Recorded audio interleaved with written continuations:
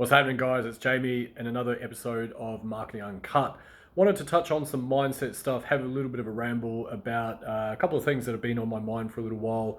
I thought some of you might get a little bit of benefit out of this as well. So if you're new to me and new to my channel, and more specifically new to this segment of my channel, this is basically where I just pick up my device and I start rambling on about stuff regarding marketing, mindset, all that type of fun stuff, documenting pretty much what I'm doing, what I'm feeling, what I'm up to in my business to help a couple of you guys out.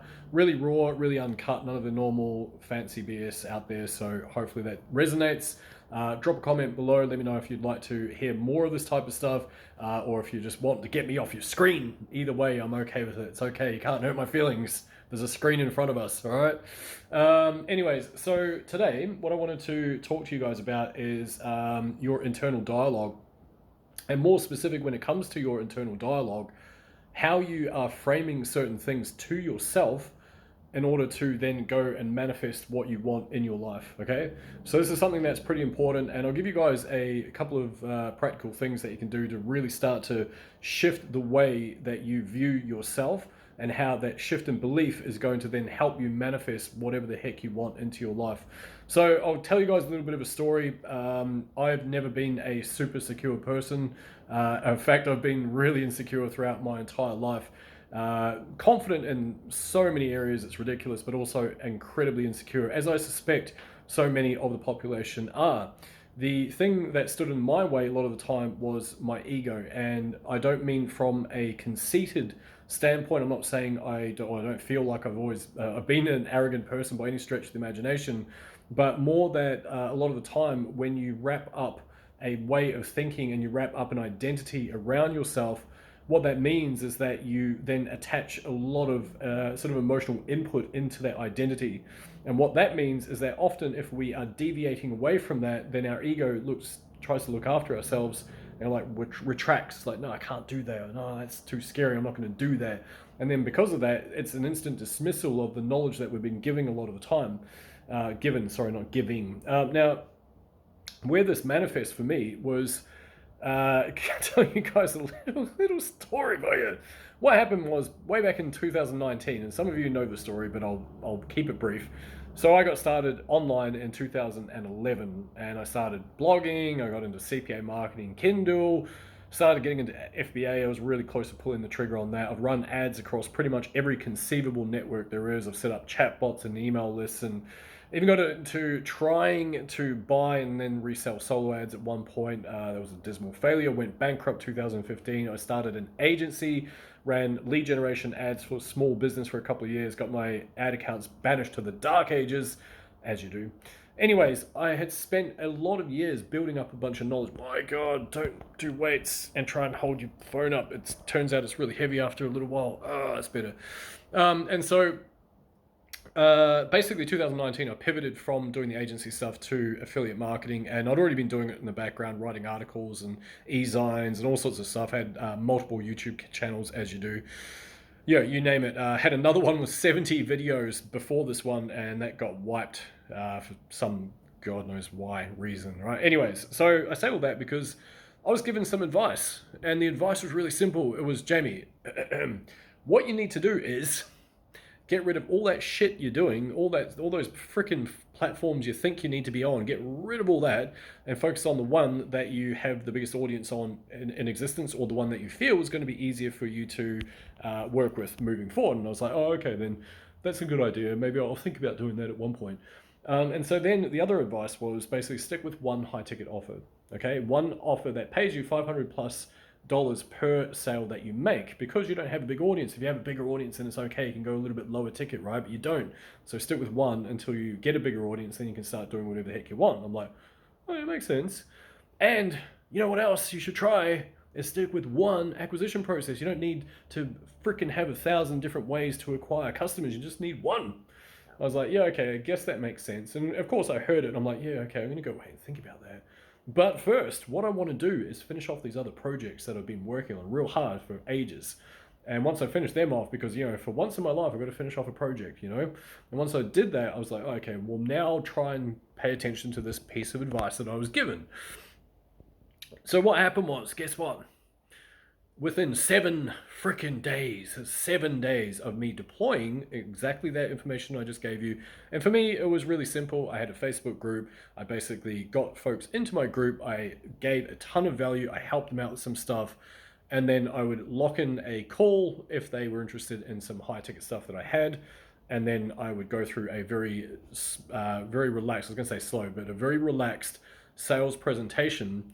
And in doing so, I would start to close sales. So I went from 0 to my first 1K day in just 7 days after floundering around online for freaking eons, right? Marketers year, 7.5 years, and might as well be a freaking trillion years in marketer terms, right? And so that was what happened. And then that basically changed the game for me. I then went on to have first $10,000 a month, and then first $20,000 a month, first 30, first $50,000 a month, and so on. End up hitting this guy in 14 months. That's an award. It's $1 million with two other wicked dudes who are now lifelong buddies as well, which is awesome. I can't take ownership of that. I was just part of the team, by the way. And so that was cool. That was really cool. That was like one of the first things I ever achieved in my life, to be perfectly honest. So I was pretty happy when that came along. Anyways, kind of going off topic. So a couple of things is, firstly, I started talking about your internal dialogue and manifesting stuff, right? So two things you kind of need to bear in mind if you are wanting to achieve fucking anything online or anything business related, if you ask me. Number one is you got to drop your ego, right? Like, and it's so hard because sometimes you don't even think you've got an ego, and you're just kind of like, oh yeah, that's some great advice. I will consider that in my own time, and then because I'm unique and I'm a special snowflake, what I'm going to do is take the information you just gave me, and I'm just going to wrap it up into something that is unique for me. And when I do, and then I'll be very proud because I will feel like I've done it on my own, even though I know the advice that this person has given me is probably quite a good advice, right? So that's your ego kicking into gear. It's basically telling you that, it's just telling you that you're so close to like cracking the code, right? And unfortunately now, having worked with 900 plus students, I see this all the freaking time. And maybe it's my fault, maybe because I'm not like a strong communicator. I'm not like super assertive the way that I communicate. I joke way too much, apparently, fucking whatever. Is that, I say something and then I can see people and the cogs are ticking, and they're like, yeah, it's a good idea. I don't know why they talk like that, but they do. Well, that's a good idea, Jamie. I should do that thing. And then they don't. And then they just say, oh, it didn't work for me. I'm like, well, it does. It fucking does, because I've been there. Like, everything you're experiencing emotionally, I've been there. I've gone through that shit heap that you're trying to wade your way through right now. Like, just fucking listen to what I have to say. And so a lot of the time, there's two things that are popping up off the back of that. Number one is sometimes it's just procrastination, and that is driven from an insecurity. That is because like it's fearful on what happens if this works? What happens if I fail? Like, it's all really scary, right? So that's one part. And now for that I'm quite empathetic with. On the other side, it's ego, which is like, I think I can do it a little bit better than that. And like I say, I also empathize with it. That's where I used to be. And then I learned how to be truly fucking humble. And then when I did, like I say, just good things happen. And so it pains me because sometimes when folks jump into my Ultimate Marketing Mastermind program, and they're paying me $1,000, paying me $5,000, paying me 10 grand, whatever it is, right? And yeah, they get some value and they get help and whatnot. And for those that listen and deploy exactly what I'm saying, they go off and they smash it. They create this fucking empire, 0 to 10K in 49 days. They go out and smash 10K with less than 100 people in their community. They smash $50,000 in 4 months. They smash $100,000. Like, they do all that stuff. And the ones that don't end up getting there at that speed, you know what they do? They go, oh, that's a great idea. I'll consider that. I'll think about that. Yeah, good. And then a lot of the time, all that lack of motion either means their ego is getting in the way, or their fear is getting in the way. Their fear of like success. Well, what happens if I start making sales? Is my family going to disown me? Will my friends reject me? Probably. It happened to me. I don't give a fuck. I'd rather like live my life on my terms, right? And that's kind of where you need to be with this stuff, if you ask me. So, oh man, the shoulder's killing me. Oh my god. Anyway, I started this big ramble on the back of the way that you communicate with yourself. So that's one thing. First, get rid of your ego. Listen. If you've got a mentor, go listen to what they have to say, especially if they have a proven track record of being ahead of where you are. And then once you get ahead of them, then maybe you can start to reshift the way that you view things. But until you are, then get your ego out of it. Just allow the advice to come, and be conscious of it when it pops up, and you have that thing, and even if it's just a thought, and it's just like, I don't think that'll work, then it's probably just your ego or your insecurities kicking into gear. And that's when you need to be quite just gentle, but like quite stern with yourself, and go, no, it's okay to listen to the advice that I've just paid a substantial amount of money for, and deploy it, because that person has walked this path before. And I don't know why I'm talking like that. Like I'm looking out some mystical window that doesn't exist. Gotta make fun of things, right? Anyways, so the other thing, all right. Thanks, brain. So the other thing is that the way that you talk to yourself is going to have to change in order for you to manifest exactly what you want, right? So case in point, I spoke to this gentleman earlier today, and hopefully, if you watch this, by the way, drop a comment, let me know. Hopefully you're okay with that. I'm not going to mention names, but anyway, referred to himself as a quote-unquote poor redneck. And I thought, well, that's, I don't know, maybe is a redneck. I don't know. How do you define that anyway? Probably kind of like that, actually, come to think of it. It's a bit awkward. But what struck me, though, is that it's a label that he'd given himself. I am a poor redneck, and I'm okay with that. Well, okay, maybe you're comfortable within your skin, right? Maybe it's like it was a social thing. We'd only just connected in Messenger. Maybe he was joking around. I don't know. But it kind of like struck me that so many people refer to themselves and give themselves these stupid bloody labels. It's like, well, poor. Like, hang on a minute. Why? I mean, yeah, you might be financially not in the best situation that you've been in your life, or it could be better, right? It doesn't necessarily mean you're poor. Because like poor is like choosing to stay there. Poor is like playing victim. Poor is like, and things are never going to change. But what has to happen first is the way that you communicate with yourself up here has to change first before any of that stuff that you actually want manifests in your life anyway. And here's a little exercise that I do. This is the practical part I wanted to get to. Is when I started reviewing how I was communicating with myself. What I did, it took me less than a day, I shit you not, about half a day, and I wrote down on a piece of paper anytime a negative expression would either come out of my mouth or would enter my head about myself, I'd write it down. Let's make a note.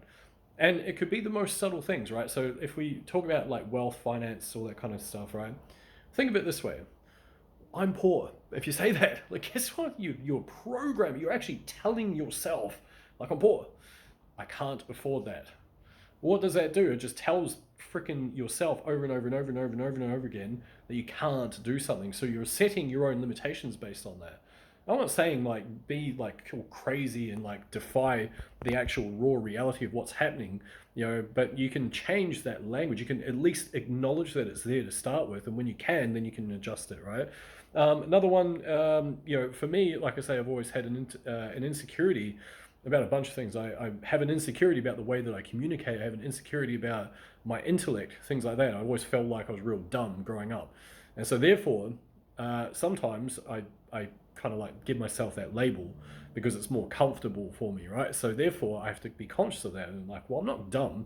I'm actually pretty damn intelligent. Like I write shit and people buy a bunch of stuff off me, so I must be doing something right. I know a lot of big words as well, right? So like dodecahedron, like Luca-colli. That's the one I heard recently. It's a great word. Anyways, yeah. So basically, if you do that for half a day, and you'll miss most of them anyway, but the ones that you do catch, and the question you need to ask yourself is, would I use this language to someone I care about, like my most loved one, my son, my daughter, my wife, my family member, whoever you love or loves you?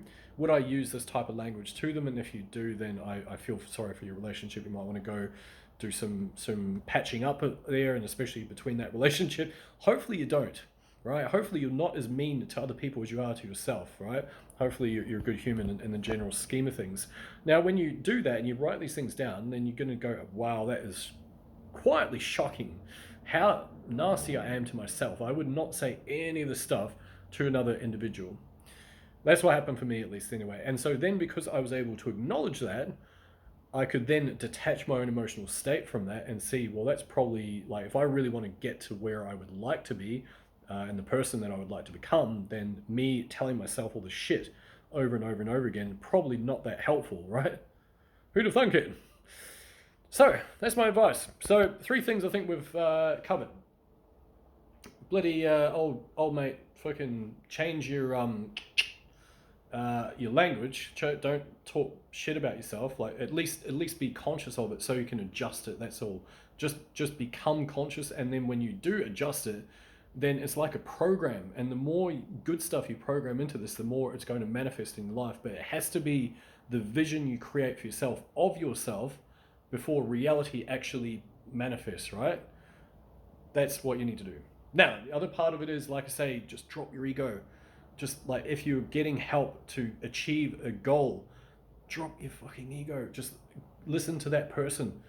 Most of the time, if they've had experience, they probably know a few things.